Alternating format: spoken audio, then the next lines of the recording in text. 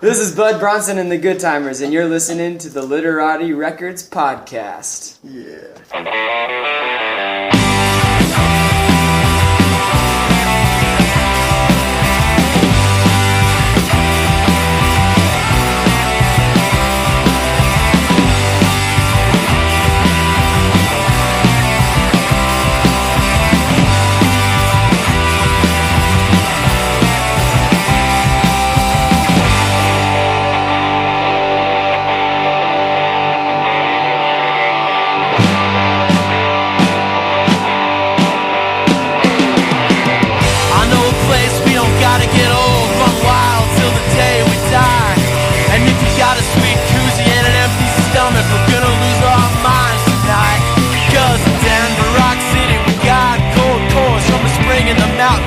Down our throats, babe, so hot, Miami seems cold, and good, so cool, best friends beating hard to go.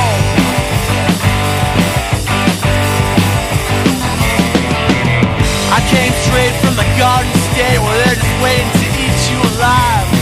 But in Denver, Rock City, even all the bad dudes, they got beards softer than a lullaby. And in the mountains, they're like, dude, no worries, but we ain't got pizza. Like back in Jersey, yeah, don't gotta wait for church on Sunday. Just give it up, say a prayer to the almighty John Elway. Yeah, baby, let's give it up for John Elway. Ah, man, 'cause they're turning on the lights, but we ain't going home tonight. Yeah, they're turning on the lights, but we ain't going home tonight. We ain't letting you go.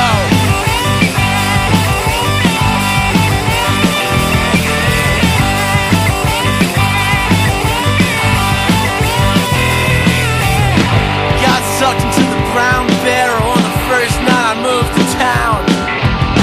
Now they got flat screen TVs and the drunks have all moved on.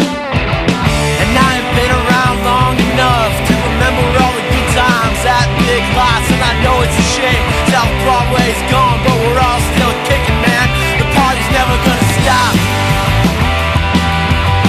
We're never gonna stop. We're never gonna stop.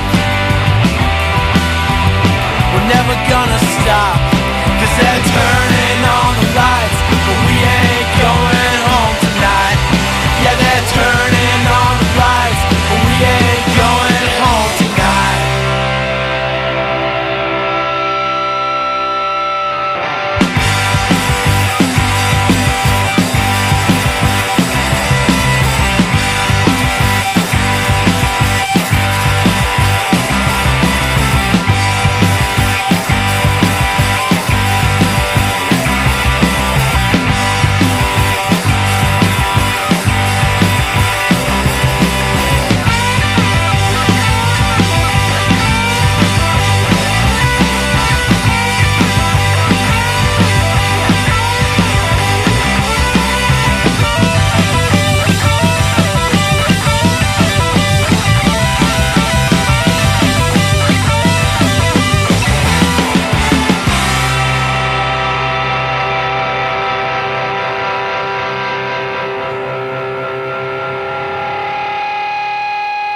Welcome to episode 142 of the Literati Records podcast. I'm your host, Marcus Graybeard, and I want to thank you for tuning in, turning on, and supporting independent music.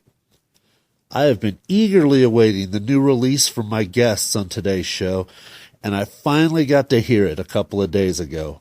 Of course, I'm referring to Even Better Times from Bud Bronson and the Good Timers. The guys really hit one out of the park here, and have managed to take the energy, imagery, and revelry found on their Hallelujah the Passaic EP to the next level. I don't know what else to say except this is a kick-ass rock and roll record. Just a quick reminder that Bud Bronson and the Good Timers will be having their official album release party this Friday, February 7th at the Lion's Lair, with Faceman and Colfax Speed Queen. All of the music on today's show is available on the Bud Bronson Bandcamp page, but you can also get a physical copy with all the artwork on CD at the release show. We also have a complete track listing of today's episode in the show notes on our website at www.literatirecords.com. Now, let's bring on Bud Bronson and the Good Timers. All right, well, I'm here with my guests, Austin, Brian, Andrew, and Luke. You probably know them better as Bud Bronson and the Good Timers. How you guys doing? Yeah. Well, man, congrats on the new album, Even Better Times. I really loved Hallelujah, the Passaic a lot, and this one definitely takes that to the next level. Cool. Where did you guys record the album? Kind of all over. We laid the skeleton down with in a church with Cody Noha. It's Noah. Yeah, it looks like Noah. I change it every time I say it. In this amazing church that he had access to, thanks to Reverend Al, and Andrew pretty much just laid down all of the drum tracks in one day. Got a nice big sound. Yeah. You're a pro, dude. You're a pro. Cody was the pro. From there, I don't know. You guys were in the garage for the most part, right? He had those little boxes up. Yeah, we did all the guitars in the garage and all the vocals in there too. We did some gang vocals in the house because of that, like some nice echo. Nice. And we did the bass in the house, but we did the guitars. It was like freezing in that garage, and like took a long time. It took a very long time. It's frustrating. I feel like we only ever record anything when it's like 30 and below outside, and never in a place that has heat. It's always, gladiator style. I don't know what's gonna happen when it's cut off fingertip gloves. Yeah, This is the same ones from like 3 years ago. Well, how did you guys hook up with Cody Noha? Through 12 from Heart and Box Records. Met him one day, just like at someone's house, and I asked him about like recording. He recommended Cody. He said Cody had all this great gear, and like he's like looking to like cut it. He's like working in a bunch of studios, but he wants to do his own thing. So, and we called Cody, and like also Tyler Brewer gave us he told Cody that we were cool. So like Cody looked up to Tyler as everyone does, and that recommendation went a long way. So we learned to love each other. Nice. We loved each other. We didn't learn. We fucking just loved each other. He's a real Goomercido. Yeah. Goomercido. Well, I love the track Denver Rock City. What inspired that one? Did you guys just figure it was time to reclaim the title from Detroit? Well, there's it was actually originally named after a bar on 17th Williams Tavern, and I kind of liked it. But, sometimes you just gotta change things up. There's such an awesome rock and roll scene in Denver, and I feel like a lot of people don't know about it or even care about it. And the people who do care are really into it, and I just want to have fun with it. And I don't know, I like writing about a place. I feel like it's an awesome connector. I think it gives context to the rest of our music and just the bands that we're playing with, just kind of what Denver's about and the music scene and kind of the friendly we're all in this together, we're all here to help each other out kind of feeling. Really supportive. Yeah. And I'd have to agree with that. And there's also if you listen to our old stuff, it's a lot of New Jersey, and that'll always be a part of it. But now we're in Denver, and we're a Denver band, and New Jersey will always be there. But a lot of bands sing about two places. Hold Steady sings about Boston and also Minnesota, and a lot of different places. And Titus Andronicus, Patrick sings about New Jersey and Boston. So Lucero's got Tennessee and then San Francisco. Yeah, so it's cool to it's we're telling the story of our band and how things have evolved over time. And it's perfect because you got all the kind of Jersey references on Passaic, and now there's a lot more references to Denver and Colorado and different places here for sure. Totally, yeah. It's a nice progression. Yeah. Well, Summer of Sass is another one that I can personally relate to. That friend you grew up with that comes to visit somehow alienates all your local friends and then blows town. I mean, for me, it was like an old girlfriend. When I first moved here, she comes out. Everybody hated her. And actually, by the time she left, I did too, so it worked out. But is that based on a real-life series of events? Yeah, let me speak about my friend Dave Sass. First of all, it needs to be known that I will always be friends with Dave, and he's he's a great, dude, I love David Sass really, but, I I wrote the songs written with like love in my heart. But yeah, he came out and really did piss everyone off. He fucked a lot of things up. He pisses everyone off everywhere. It doesn't matter where he goes. All the time, man. David, you just for the people at home at least, they'll always, Dave, he'll always keep coming back and he'll always be like, hey man, all right, hey, Dave's really changing this time. But it's the same thing happens over and over again. Yeah, it's great writing material. You gotta have that friend that provides stories. You know? Dave is the fucking ultimate character, and he also is my friend, and he's not just. I don't want to make him just cheap stories. He's my friend and always will be. If he hasn't fucking broken the friendship by now by the shit he's done, then it's not gonna ever happen. Yeah. That's good. First time I met Sass, he was cussing at kids at a swimming hole, this terrace pond in New Jersey, and he's drunk and just yelling obscenities at 6-year-olds, and their parents were like, "What are you doing?" He's like, "Fuck you, kid!" It was a Cub Scout group. First time I met him, he just showed up my apartment with a bunch of people that I didn't even know that many people, but definitely didn't know Sass. And he just starts smoking a corncob pipe in my living room. And I'm like, "Hey man, you want to take that outside?" And he's like, "Nah, fuck yo." And he just kept smoking it. And then he proceeded to walk with it and smoke with it inside of the Safeway until they got kicked out. Dave, I love you. I do. Yeah. Dave, we all love you. Come Dave, back. I don't know you very well, but I sure love you, man. We definitely didn't almost sign a lease together, and then you bailed on us. So, we're not missing you. That was when you left. Well, finally, the phone message calling Maria. Where did that come from? That guy is trying to stay so calm, but you can tell that he just wants to reach through the phone and punch somebody. Do you want to guess who initiated that phone call? That was David Sasserly once again. Well, that's the reason that the phone call happened. That's not Sass on the phone. No. Yeah. But it was definitely fallout from Dave. Yeah, it was Memorial Day. I went home to New Jersey for Memorial Day in May in 2013, and we all went to my friend's parents were home, fucking back in high school, and we all just got really drunk, and my friend Kyle, first Sass puked in the sink, and then my friend Kyle puked outside next to the grill and was holding a beer and a cigarette the whole time, and he's reciting Andrew WK party tips, party to puke the whole time. And then we watched Real Sex from HBO on demand, just like we did back in 8th grade, which is great.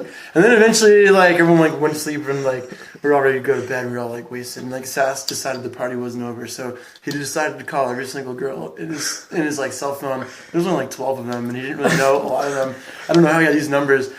For some reason, this girl, Maria, ended up talking to him for 10 minutes. He's like, "Dude, you sound hot. You should come party. You want to come party with us?" So Sass is like, "I'm going to get one of these girls to come over." And the next day, this guy, Dimitri, called him back and left this angry voicemail. And Sass played it to everyone at our friend's house, and he was so delighted. There was also this mask. He was so scared too, but he was so happy for all the attention and everything. Did he ever meet up with the Dimitri never came by. No. No.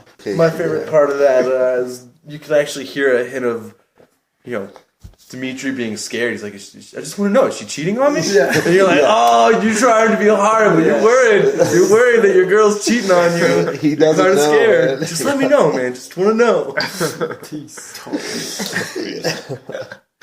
Yeah, that's some choice stuff there, man. So I know that you guys have a release party coming up tomorrow night. You want to drop the full details on that? Yeah, we're playing Lions Lair. Yeah. That's it.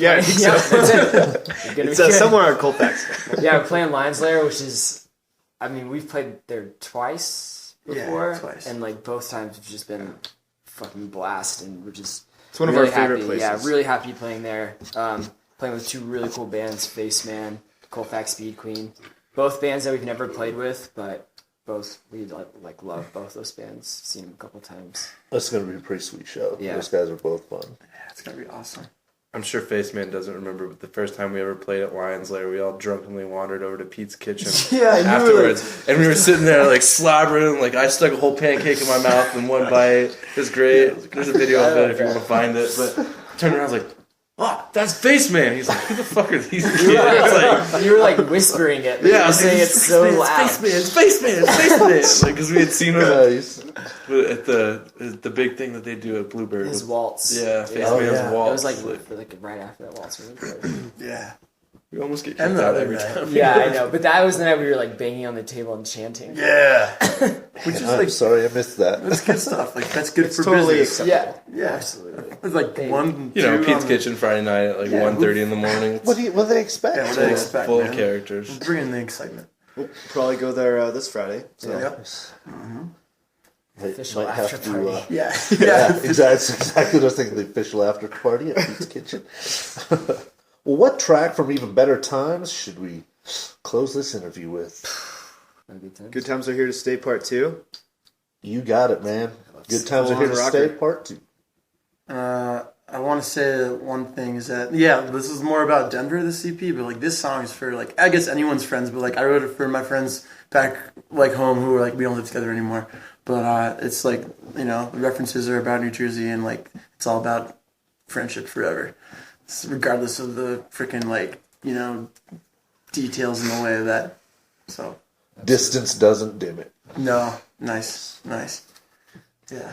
All right, guys. Well, thanks so much for your time, man. It's always a pleasure getting together with you, and looking forward to seeing you guys rock the lair tomorrow. Yeah. Thank you, Sweet. man. Thank you, Mark. Fun.